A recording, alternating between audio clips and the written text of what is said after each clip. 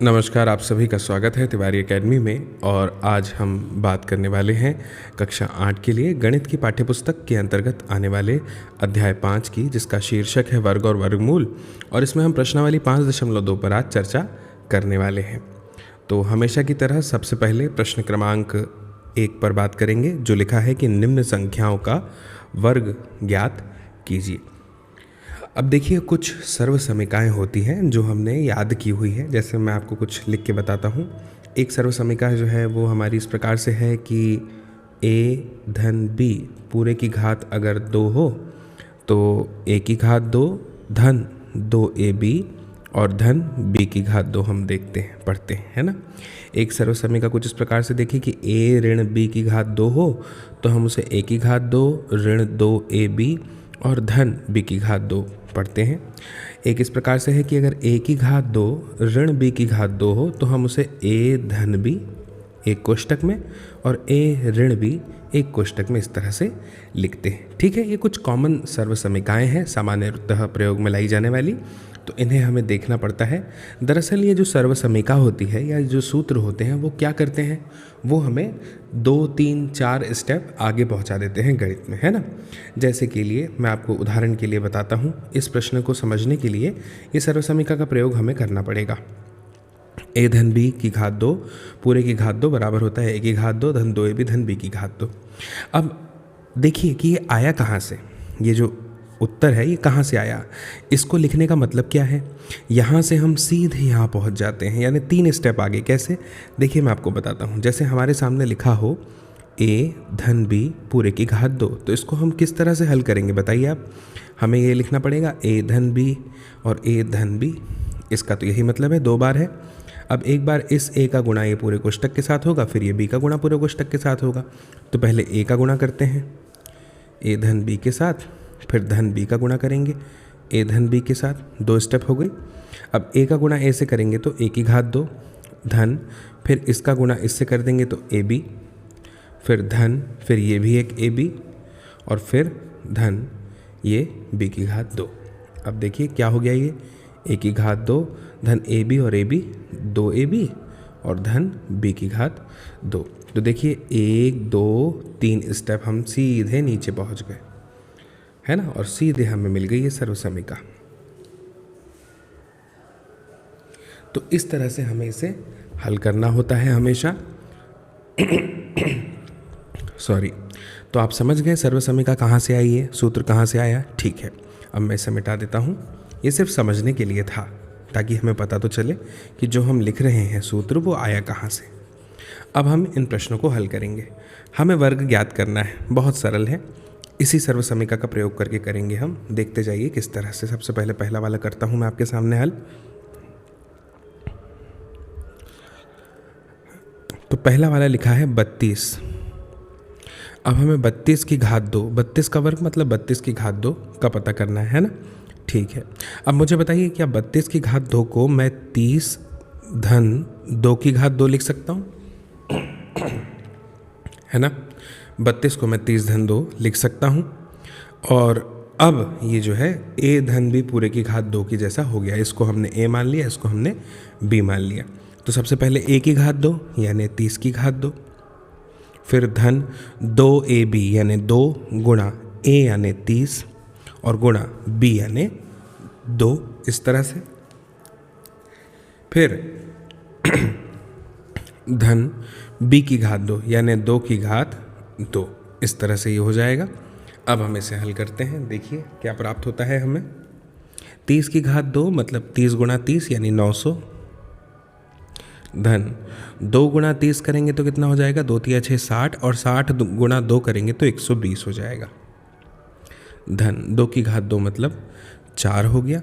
इसको हम जोड़ देते हैं, 900 और 120 को जोड़ेंगे तो 1020, 1020 में 4 जुड़ आएगा तो 1024। ये जो 1024 है यही हमारा जो है 32 की घात 2 का उत्तर है। और यहाँ पे हम लिख देंगे जो सर्व समीका हमने प्रयोग में लाई, चूँकि a धन b पूरे की घात 2 हो तो उसे हम लिखते हैं a की घात 2 धन 2ab धन b की घात 2। इस तरह से हमने पहला वाला प्रश्न हमारा हल कर लिया। अब दूसरे वाले पे आते हैं। दूसरा वाला है 35 की घात 2। 35 का वर्ग निकालना है, मतलब 35 की घात 2। तो इसको हम वही 30 धन 5 लिख लेंगे, है ना। और 30 धन 5 की घात पूरे की घात 2 हो जाएगा ये, ठीक है। जब ये ऐसा हो जाएगा तो हम इसको इस तरह से लिख सकते हैं कि a की घात 2 यानी 30 की घात 2 धन 2 गुणा a गुणा b धन b की घात 2। यहाँ पे आप लिख दीजिएगा यही वाली सर्वसमीका, इसी के सामने लिख दीजिए ताकि कोई कन्फ्यूज़न ना हो। ये हमने कैसे लिखा ये बताने के लिए।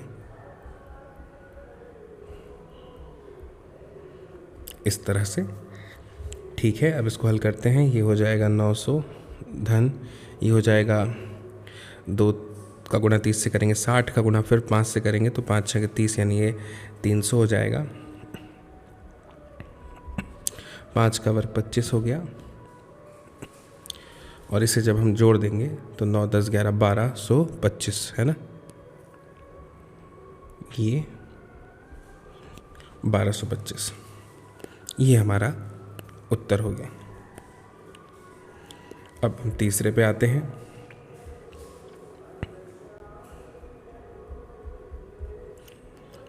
ये है 86 की घात 2। तो इसको भी हम ऐसे ही लिखेंगे 80 धन 6 की घात 2, है ना। अब ठीक है, इसको देखिए आगे कैसे लिख सकते हैं हम। a की घात 2 यानी 80 की घात 2 धन 2 गुणा a यानी 80 गुणा b यानी 6 धन b की घात 2 यानी 6 की घात 2। यहाँ पे सूत्र लिख दीजिए सर्वसमीका कि a धन b पूरे की घात 2 हो तो a की घात 2 धन 2ab धन b की घात 2 होता है। इस तरह से अब ये 8 8 कितना होता है 6400, ठीक है ना। 80 की घात 2 मतलब 8 8 64 है ना।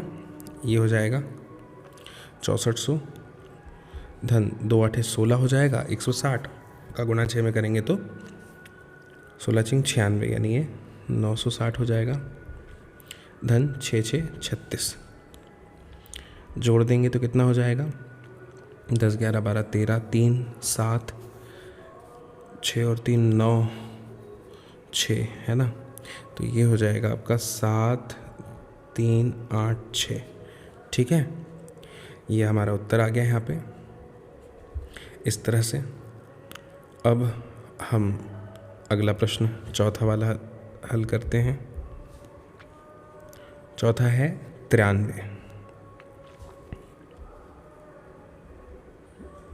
93 की घात 2। तो इसको हम 90 धन 3 पूरे की घात 2 लिख सकते हैं, जिसको हम फिर a की घात 2 यानी 90 की घात 2 धन 2 गुणा a यानी 90 गुणा b यानी 3 धन b की घात 2 यानी 3 की घात 2 के रूप में लिखेंगे।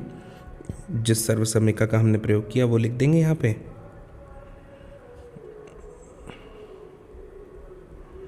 इस तरह से अब देखिए ये हो जाएगा 8100 धन 180 गुणा 3 करेंगे तो 54 540 धन 3 का वर्ग यानी 9। इसको हम जोड़ देंगे तो आ जाएगा 9 4 6 8 8649। ये हमारा उत्तर हो गया चौथे का। अब हम जो है अगला पांचवा करते हैं। पांचवा दिया है 71, है ना। पांचवा दिया है 71।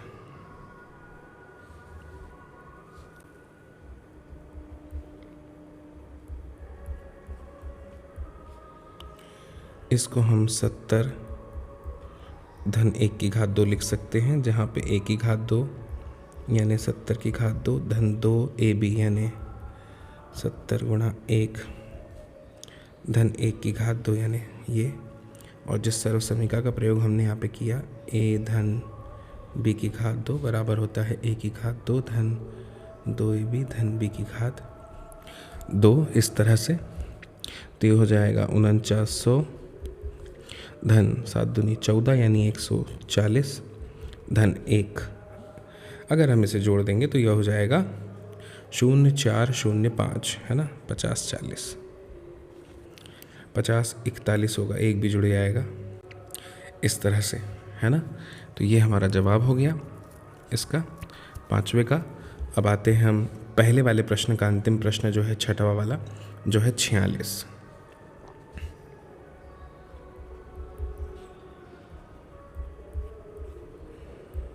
तो इसको हम 40 धन 6 की घात 2 लिखेंगे।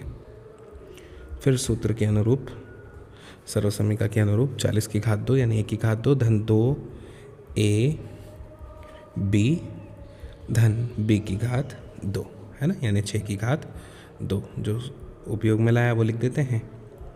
a धन b पूरे की घात 2 हो तो a की घात 2 धन 2ab धन b की घात 2 होता है। ये हो जाएगा 1600, ये हो जाएगा 480 धन ये हो जाएगा 36। अब अगर हम इसको जोड़ देंगे तो 16 और 4 20 80, और फिर उसमें 36 जोड़ देंगे तो ये हो जाएगा 21 16।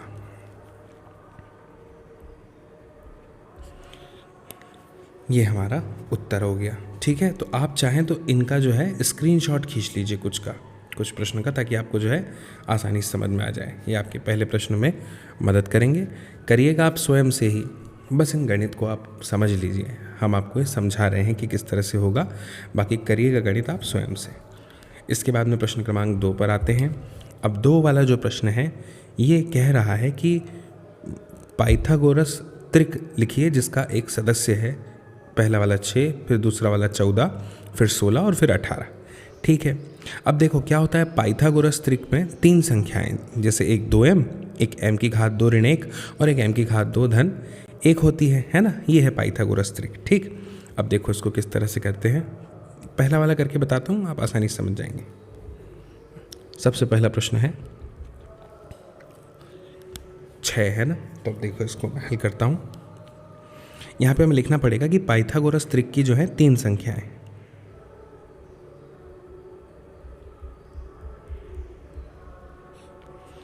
पाइथागोरस त्रिक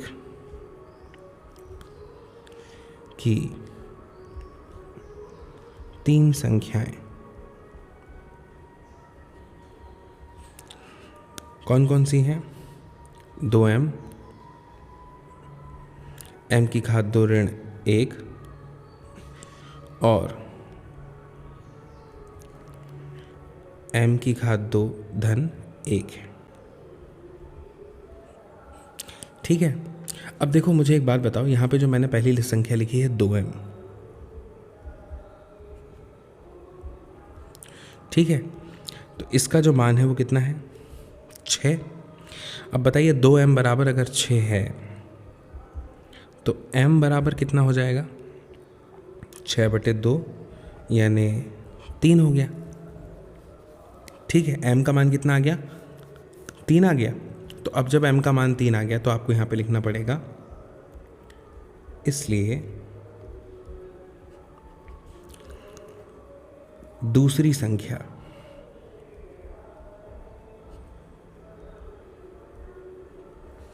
अब दूसरी संख्या क्या हो जाएगी? m की घात 2 ऋण 1 है ना, तो उसको मैं इस तरह से लिखता हूँ,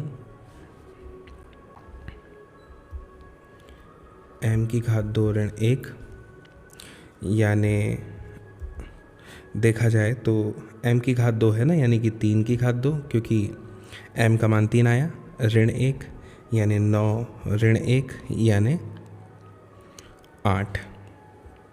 दूसरी संख्या 8 हो गई। और तीसरी संख्या क्या हो जाएगी?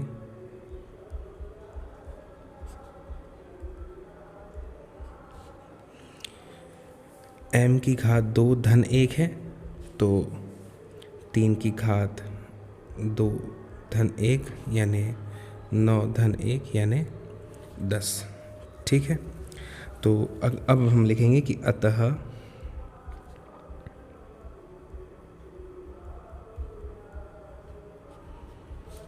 पाइथागोरस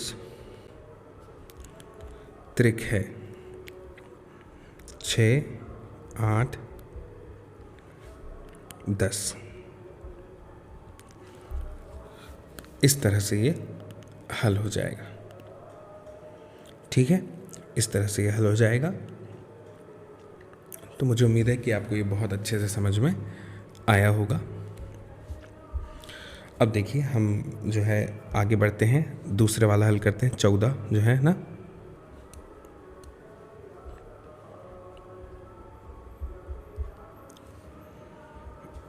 दूसरा वाला हल करते हैं जो है जिसमें 14 लिखा है। तो यहाँ पे मैं वही लिखूँगा कि पाइथागोरस त्रिक की 3 संख्याएं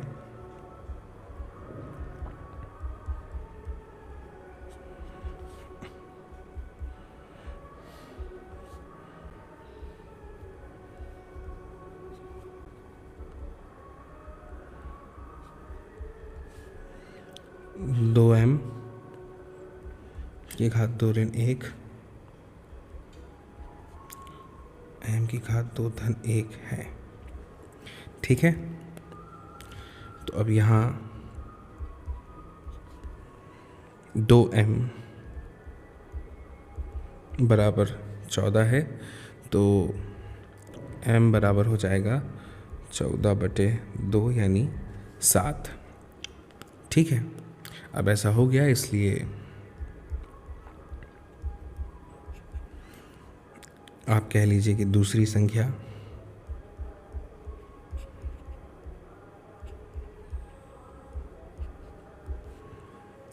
क्या हो जाएगी। दूसरी संख्या m की घात 2 ऋण 1 यानी 7 की घात 2 ऋण 1 यानी 49 ऋण 1 यानी 48।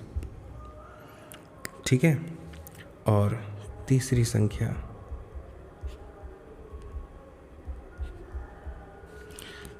हो जाएगी m की घात 2 धन 1 यानी 7 की घात 2 धन 1 यानी 49 धन 1 यानी 50। तो अब यहाँ पे आप लिख सकते हैं कि अतः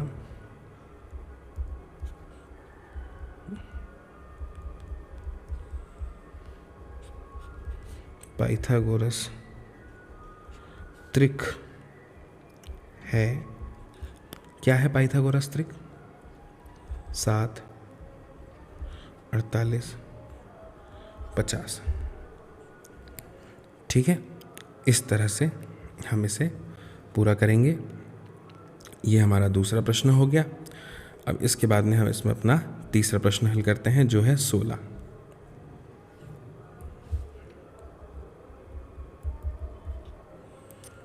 तो 16 है, तो इसमें भी हमें जो है वो यही आप कह लीजिए कि लिखना पड़ेगा इसमें हमें कि पाइथागोरस त्रिक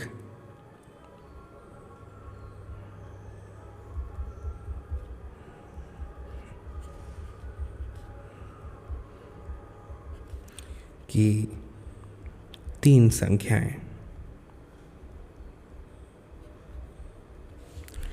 कौन कौन सी हैं? 2m, m की घात 2 ऋण 1 और m की घात 2 धन 1 है। ठीक है, तो अगर ऐसा है तो हमें लिखना पड़ेगा यहाँ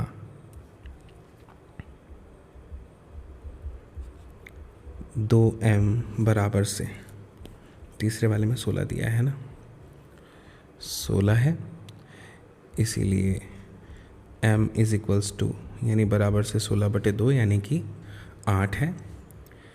इसलिए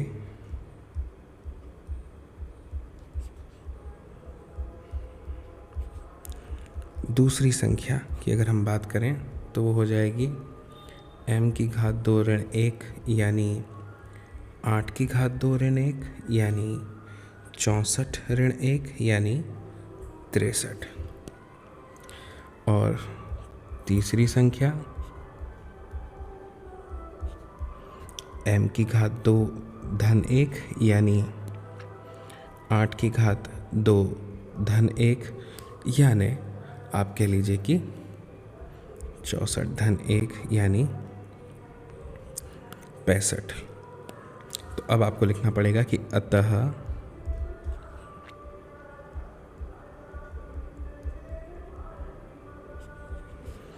पाइथागोरस त्रिक है?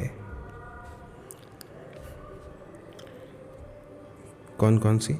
8, 63, 65। इस तरह से ये हो गया। अब जो है चौथा वाला हल करते हैं, जो है 18।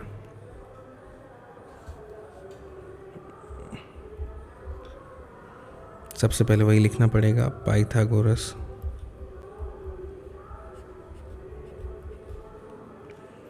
त्रिक की 3 संख्याएं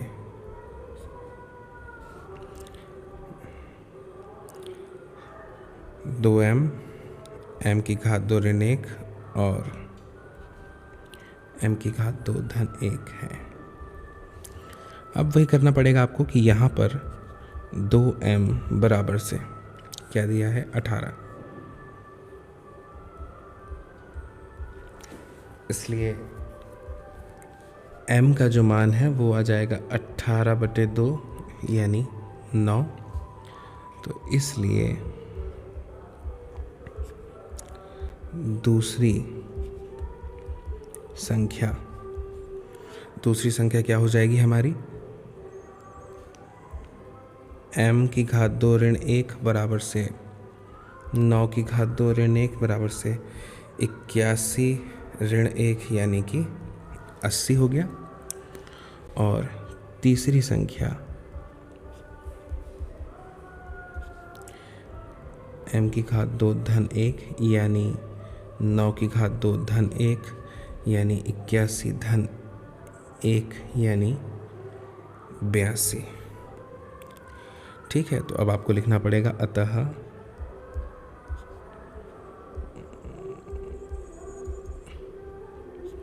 पाइथागोरस त्रिक 9, 80, 82 है। इस तरह से ये हल हो गया। तो मुझे उम्मीद है कि आपको बहुत अच्छे से ये इस प्रश्नावली का अंतिम प्रश्न था। आप चाहें तो स्क्रीनशॉट ले सकते हैं किस तरह से हल किए हमने कुछ प्रश्नों को। तो इस तरह से ये प्रश्नावली हमारी हल हो गई है। मुझे उम्मीद है कि आपको बहुत अच्छे से ये सारे प्रश्न समझ में आए होंगे। आप ज़रूर इस वीडियो की लिंक को साझा कीजिएगा अपने दोस्तों, मित्रों, साथियों, सहपाठियों के साथ में, ताकि वो लोग भी देख पाएँ इस वीडियो को और समझ पाएँ इस जानकारी को। बाकी बहुत जल्द मेरी फिर आपसे मुलाकात होगी अगली नई जानकारी के साथ, नई प्रश्नावली के साथ, नए वीडियो में। और तब तक के लिए आप सभी को मेरा नमस्कार।